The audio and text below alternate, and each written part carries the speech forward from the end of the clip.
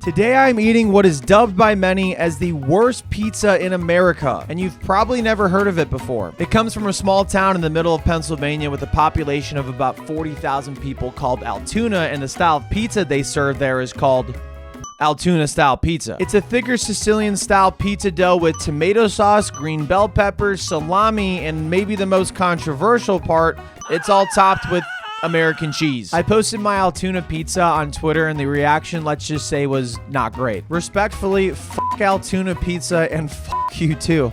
What did I do? Arrest him right now. Okay, so the sentiment so far is not very good. But what did I think after tasting Altoona style pizza? Well, I made a YouTube video for it, so if I say it right now, it'll spoil it. So let's just watch the YouTube video to find out. I've wanted to try Altoona style pizza for a very long time just because it's kind of the best example of free will in that you could really do anything in this life. Like, I don't know why this exists and I really want to find out. But I am also worried that because nobody outside of the city limits of Altoona, Pennsylvania makes Altoona style pizza, that it's going to be the worst thing I've ever had in my entire life. Altoona pizza was first served in the 1950s and birthed in the Altoona Hotel. It was a result of creativity from Italian immigrants as well as local cost constraints in post-war Pennsylvania. And it was served there until the hotel caught on fire and was destroyed in 2013. To carry on the legacy of Altoona pizza as well as the hotel, many of the restaurants in the city, like the one we are about to go to, took on the burden of serving that style of pizza in 2013. And some people might question that decision to carry on that legacy, like, maybe it just could have been a museum next time. And since nobody outside of the city limits serves Altoona pizza, this is like the billionth pizza video we filmed. What did you have for dinner last night? Pizza. We decided to drive 4 hours from Cleveland to try it. And by we, I mean I forced Bill to come along with me to film it. Cue the travel montage.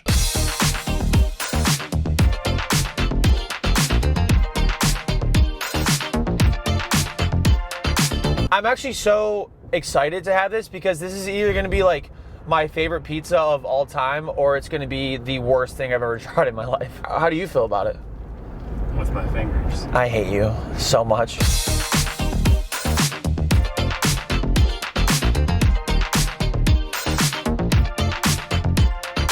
We should think of a backup plan in case this pizza is not appetizing. Look how big that is. It's a big diner. Dick's Diner's huge. It's huge, dude. It's bulging. Dude, we just passed by a restaurant that said best salad bar in town. The f***ing diarrhea bear site is like all over Pennsylvania. That's like the worst thing to advertise right now. We finally made it to Altoona, Pennsylvania. You did what to that knob? You what? You what? Hard bean. Dough daddy? Dude, what's going on? What is going on in this town? A blue-collar railroad town that saw a lot of economic boom because of the Pennsylvania Railroad, but has since suffered industrial decline in recent decades, something that the town is currently recovering from. And I'll be working on recovering from eating this pizza. Probably. It's this building. It's like in a neighborhood. This is awesome. Like, it's literally in the middle of a neighborhood. Smells like Altoona. 29th Street Pizza, Subs, and more are the main torchbearers of the original Altoona-style pizza recipe, so we decided to mark this spot as the place we'd come eat the pizza that pisses a lot of people off. I think it's gonna be good. What do you think? Bill said yes. No, he didn't. Immediately upon walking in, I lost a race to this woman, so nice job to her. But inside 29th Street, you could really tell that history and legacy meant a lot to this place because that's all you could see all over the walls. And it looked like they were really proud to serve this pizza. Until I told the workers that I came all the way from Cleveland, Ohio just to try this pizza, and one of the workers looked at me and said, "Are you crazy?" We're from Cleveland. Which the answer is, yeah, probably. I definitely am crazy, but not because of this. Also, sidebar, I have never had an employee tell me that I was crazy because I was traveling to try their pizza. That does not bode well for the pizza. That scares me. But it is incredible tension for the plot. But this legitimately is the most controversial and polarizing food I will ever consume in my entire life, and I also need to get a YouTube video out, so with that combination, it seemed like a perfect idea to come here. Hey guys, I'm in my truck right now waiting to pick up my wife and my wife's tennis coach from what I assume is a pretty long lesson because my wife told me that she was about to get served. Wait. And since I have no idea when my wife is gonna come back into this car and in my life, I was in a pinch to eat dinner, but thankfully for the sponsor of this video, I didn't have to worry about that thanks to Factor. Today's Factor meal is chicken pot pie pasta. Oh my God. Factor delivers fresh, never frozen, chef-crafted and dietitian-approved meals straight to your doorstep, ready to eat in just 2 minutes. I didn't even know you could do chicken pot pie and pasta at the same time. I didn't know it was possible. This is a game changer. And while my wife works on her singles game with my wife's tennis coach, wait, I just feel like that means something completely different. I was working on my game for eating delicious, convenient, and healthy food. Dude, it's so good. It's so good. I'm always on the go, and I appreciate when I don't have to think about things as much. Like I'm trying not to think about, you know, my wife with... My wife's tennis coach really is handsome. So thank you so much to Factor to being the only thing that I can rely on right now in my life. Just kidding, I don't have a wife. Head to factor75.com or click the link below and use code SIRYACHFB50 to get 50% off your first Factor box plus free breakfast for 1 year. That's code SIRYACHFB50 at factor75.com to get 50% off plus free breakfast for 1 year. Offer only valid for new Factor customers with code and qualifying auto-renewing subscription purchase. Thanks to Factor for making it so I don't have to have any cheat meals. I can't believe I just said that. Now let's get back into the video. You know who else is getting free breakfast for 1 year?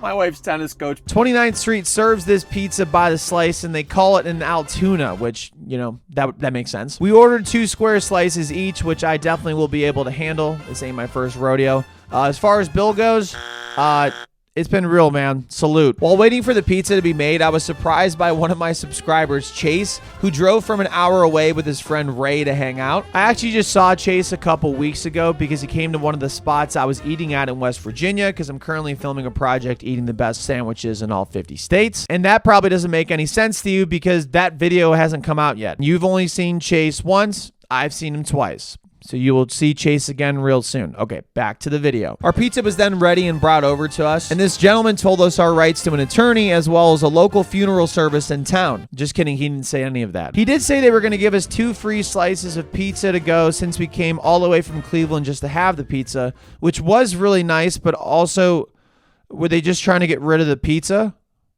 Question mark? Now, usually an appropriate thing to do in this situation would be to shake somebody's hand, but because I left my manners at home in Cleveland, I didn't do that. Wow, that is really embarrassing watching back. Chase and Ray sat far away from us because, hey, I would too. What I'm about to do seems really dangerous. I've seen so many photos and videos of this pizza online, but never the real deal in person. So now it is time to finally risk it all.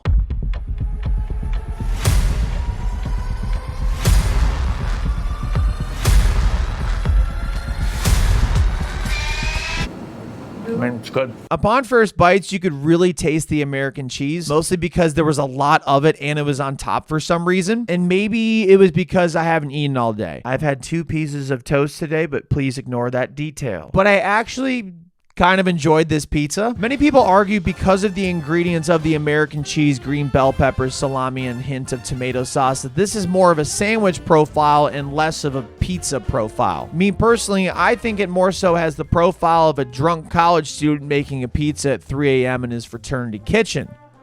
Or me whenever I'm stone cold sober. The internet poisoned me with propaganda to tell me that I would hate this pizza, but I just kept taking bites and bites of the pizza, and I still really liked it. The American cheese on top of the pizza is absolutely an abomination, don't get me wrong, but that combined with the green bell peppers, salami, tomato sauce, and like the thick dough of the pizza actually went really well together. Is it still the craziest thing I've eaten in my entire life? Absolutely. I forgot completely about Chase and Ray, but they seem to enjoy the pizza. Bill seemed to enjoy the pizza, and by enjoy the pizza, I mean he was questioning what he was doing today and basically the meaning of life and why he agreed to come along here with me. And he also said that the pizza was something. It's something. So I'm not really sure if he enjoyed it or not. But he looked down at me in horror as I continued to delete the Altoona-style pizza in a move that future Joey will probably hate. Hey everyone, it's me here from the future. This is correct. I hate you. Present Joey, I hate you. Oh, okay, thanks a lot, future Joey. I think it's good.